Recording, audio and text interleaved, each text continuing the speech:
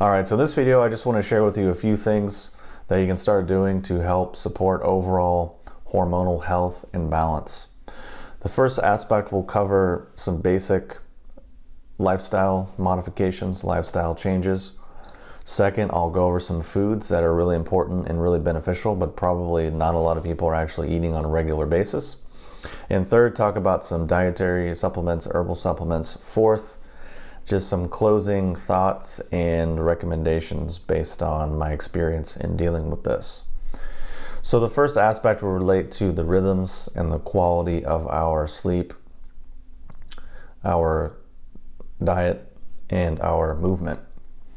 And a lot of people don't know the importance of the actual rhythm of these things, and instead get too focused on the quality, meaning obsessing over eating this versus not eating that, and kind of going down that rabbit hole, which has a validity and importance, obviously, but people disregard the importance of the actual rhythm. The rhythms are important from the basis of Chinese medicine and that view of health and that view of the world, but to kind of the modern biochemical, mechanistic kind of paradigm, it's not typically that important. For example, people recommend very commonly these days, like skipping meals, don't eat breakfast, and basically going very long periods of time without eating. Whereas actually the Chinese medicine view is breakfast is the most important meal of the day because it sets the overall tonality for your day. But the point is looking at the rhythms of our sleeping, our eating, and our movement. So sleeping, basically getting to bed before 11 ideally, and avoiding too much stimulation prior to that bedtime, and being regular with that. And then going to bed and waking up at regular times, having our room being, comfortable for sleep, meaning blacked out, comfortable temperature, and free of clutter and disturbances. Second would be food.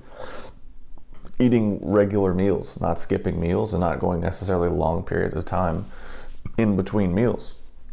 But also at the other extreme, not overeating, not being excessive, or not eating things that we just literally don't digest or make us feel like crap.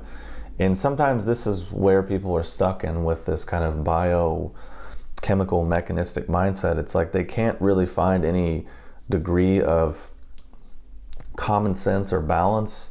It's either one extreme or the other.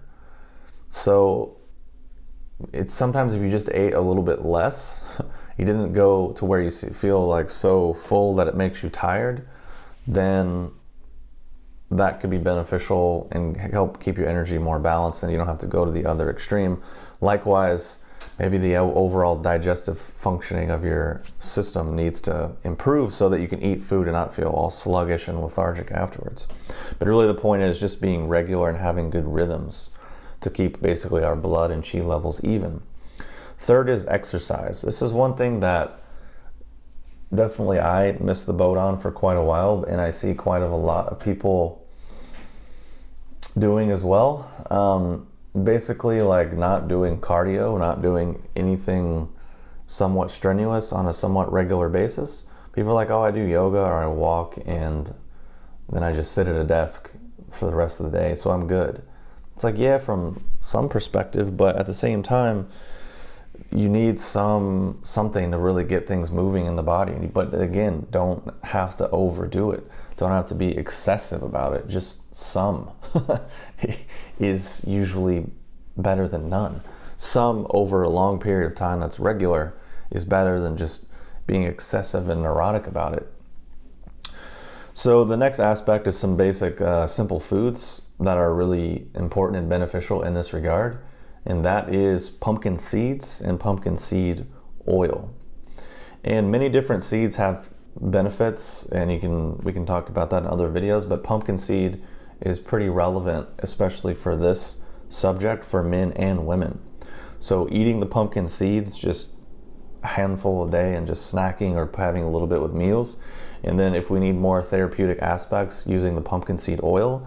And I don't think it's one you want to cook with. It's something you'd want to add to your food after you've cooked it, and use it kind of more of that degree, because it's not necessarily I don't think it's that useful to cook.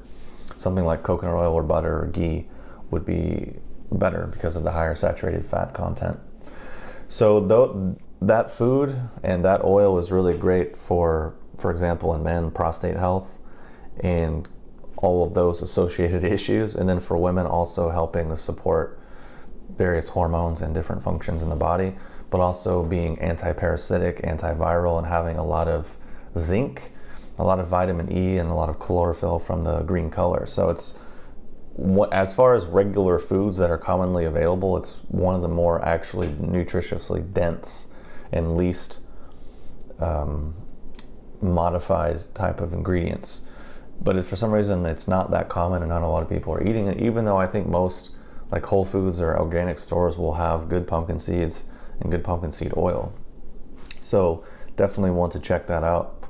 In terms of herbs, herbal supplements, obviously things like Cordyceps, things like Shou, things like gynosema are excellent.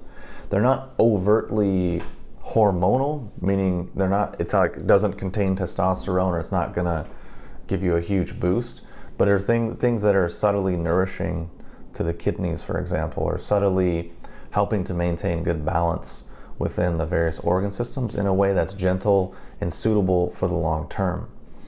Because there are a lot of supplements that people can take that have extreme, much stronger effects, but unless we've actually done real testing, investigation, and research to deduce that is actually the underlying root cause, oftentimes what ends up happening is people get short-term greedy and create more problems in the medium and the long term following these approaches.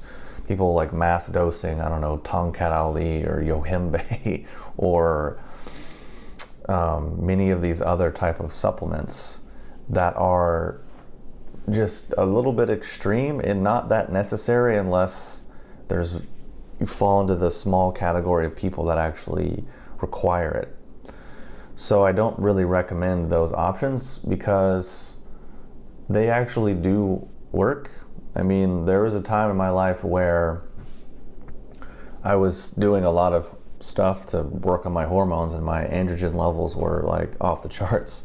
And I don't think I was really that healthy. And I think I suffered some negative consequences in the long term as a result. And I see similar things with clients and people that I've worked with, and I tend to just kind of avoid going in that direction. So kind of the last thing that we could talk about is overall detoxification strategies. So basically right now I'm working on a product that will help remove heavy metals, radiation, and what's the word?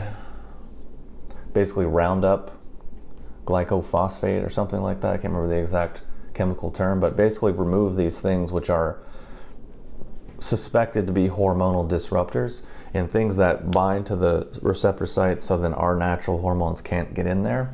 So working on a product which I should have ready in the next week or two that can actually help remove that stuff from the body in a pretty safe, gentle way. That isn't overtly, it's not stimulating, it's not imbalancing, and it doesn't just stir a bunch of junk up. It actually can help remove it in a pretty easily and efficient manner. So I think that's also really beneficial and really useful in this regard. So anyways, hopefully this video has been helpful, and I'll talk to you soon.